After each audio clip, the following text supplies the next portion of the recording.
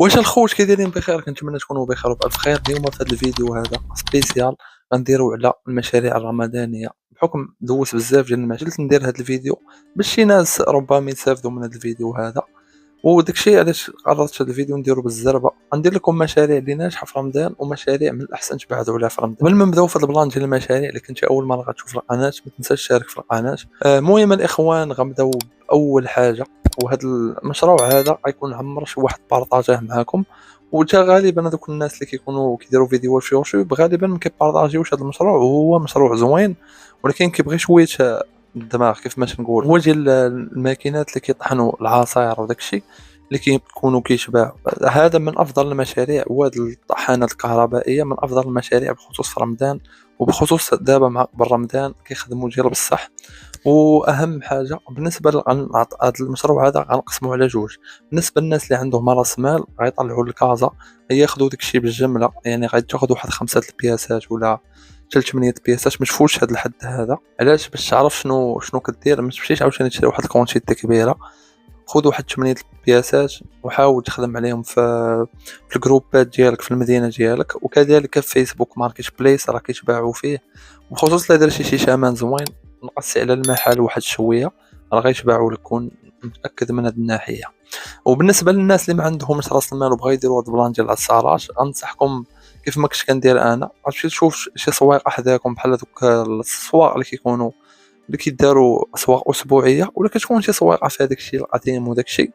الدورو تما غيبانوا لكم عصارات، بعض المرات كيكونوا خدامين بعض المرات ما كيكونوش خدامين. انت غتشوف ليطا ديال العصاره بانت لك مزيانه باقي فاهم يدار، واخا تكون ما خداماش ماشي مشكل. علاش كنقول لك واخا تكون ما خداماش؟ كاينين صحاب الاصلاح كيكونوا في الجوطيات وداكشي غديها غتصلحها. بعض المرات كيكون خاسر لها غير واحد داك الموتور ديالها، وهذاك كتصلحو بواحد الثمن زوين وكتعاود تبيعها. وبالنسبه للعصارات كنصحكم بهذا النوع ديال العصارات كيف ما كتشوفوا في التصويره. الا لقيتوهم غير خذوهم، علاش؟ اللي كيكونوا مطلوبين بزاف. هذا النوع ديال العصارات كيكون مطلوب ديال بصح. وحاولوا تشوفوا دوك العصارات ديال برا، دوك ديال فرنسا اللي كيكونوا جايبينهم، هذوك هما اللي كيكونوا مطلوبين في السوق اكثر من هذوك العاديين. اللي اش كاينين وحدين دابا عاديين كيتباعوا في جديد ما غاليينش بزاف، ولكن داك القدام لا شديتها صلحتيها غتجيب لك الثمن. هذا الاخوان كان المشروع الاول. وبالنسبه للناس اللي خدامين في هذا المشروع ما كنتمنى ما يبخلوش عليا بشي كومونتير يقول لك واش مزيان ولا لا، واش باقي فيه ما يدار، لانك كتخدم شحال هذه. وصراحه مشروع زوين كيخلي لك ارباح. حتى بالنسبه اللي ما عندوش راس مال ديال المشروع الثاني الاخوان، واحد الحاجه كل شيء كياخذها في رمضان كيكون على واحد الاقبال كبير منك انت ولا انت اللي كتشوف فيها دابا. حاجه كتعجبنا كاملين هو التمر واحد الحاجه اللي ما كاينش اللي ما كيفطرش بها وما كاينش اللي ما كيتسحرش بها، يعني تيكون على واحد الاقبال كبير. علاش؟ لان التمر واحد الحاجه اللي زوينه. وصانا على الرسول عليه الصلاه والسلام. ثاني حاجه التمر فيه واحد السكر طبيعي، يعني ماشي بحال السكر مصطنع وداكشي، سكر زوين.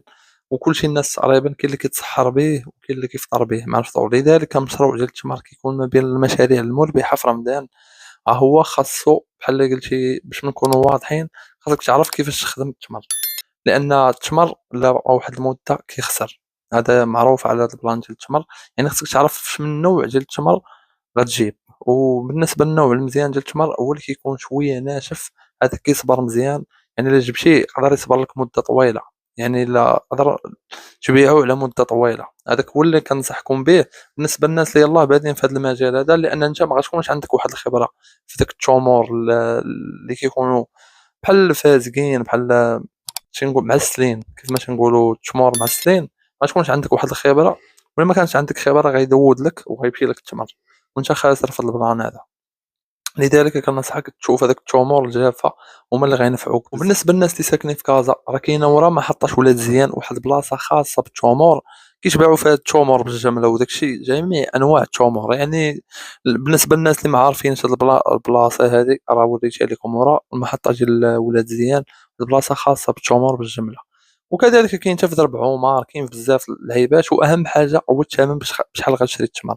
لان تيقول لك الرباح، تيقول لك واحد المثل الرباح في الشراء ماشي في البيع. ماشي غتولي جيبو انت بواحد الثمن شاريه بالجمله غالي، يعني غتبيعو اصلا زيد في الثمن. لذلك كنصحكم تحاولوا تشوفوا دابا بالنسبه اللي غيدير هذا المشروع يحاول يشوف الناس اللي كيبيعوا التمر بشحال كيبيعوا أولًا. كذلك يشوف إلا كان شي صاحبه ولا شي واحد كيبغي ليه الخير، لأن بين قوسين بزاف ديال التجار ملي كيعرفوك باغي دير واحد الحاجة بحالهم ولا في نفس النطاق ديالهم، كاين اللي ما كيبغيش يعطيك المعلومة كيحتكر عليك المهم بزاف د الحوايج، وكاينين الناس كيبغيو الخير لبعضياتهم وكيوريك أي حاجة وكيقول لك رزّاق الله، هذا كتختلف من أنواع ديال الناس. كيف ما قلت لكم الإخوان حاولوا تسولوا مزيان على الأنواع ديال التمور وعلى الثمن ديال التمر، لأن الثمن شي حاجة مهمة. علاش؟ غيعاونك في البيع ديالو، يعني إلا درتي ليه إلا شريتيه بثمن زوين غدير غير واحد الربح شوية تبيعو بثمن زوين، ماشي بحال شريتيه غالي غتضطر تبيعو بواحد الثمن غالي وقادر ما يشريش من عندك. هذا هو كان المشروع رقم 2. بالنسبة للمشروع الثالث هو المشروع ديال الريب. كيف ما كتعرفوا رمضان سبحان الله واحد الشهر زوين وبزاف د الحوايج كيكونوا بحال قلتي هذا الريب وداك الشيء، حوايج اللي كيتمشاو في رمضان من عند الله. علاش؟ لأن الإنسان في هذاك الوقيته كيبغي بحال دانون وداك الشيء، وكاينين الناس ما كياكلوش هاد الشيء ديال الدانونات وداك الشيء كيبغيو الريب. والريب من الحوايج اللي ولكن كيبغي واحد شوية الخبرة، لأنه خصك تعرف منين شي واحد يجيب لك الحليب، وكذلك خصو كيعطيو واحد مدة طويلة باش كيبقى يسخون ومن بعد عاد كتخرّجو وكديرو في الفريغو باش يبرد، وكذلك خصك تبيعو هو تقريبا في النهار ديالو لأنه ما خصوش يضرب عندك يومين لأنه كيخسر. هو من المشاريع اللي زوينة، ولكن راه ولا كيتباع غالي باش نكونوا واضحين، يعني قرعة اللي كانت فيها إطر ونص جوج راه تقدر توصل حتى ل20 درهم ولا كتر. المهم الإخوان كانوا هادو هما المشاريع اللي كنشوفهم دابا في رمضان كيخدموا. بالنسبة للمشروع آخر حتى هو مشروع زوين كيبان ليا زوين، هو هاداك الورقة ديال البسطيلة ديال هذاك مشروع واعر، ولا صراحة بزاف ديال الناس كيديروه، ولكن واخا كيديروه بزاف ديال الناس ولكن راه خدام. إلا كان عندك شي موقع زوين شي بلاصة فيها الرواج وداك الشي راه غيخدم لكم مخير، وما غتندموش على داك المشروع. وباش زوين داك المشروع ما كتخسرش فيه بزاف، يعني تكاليف قليلة تقدر تصوّر به ربح كتير.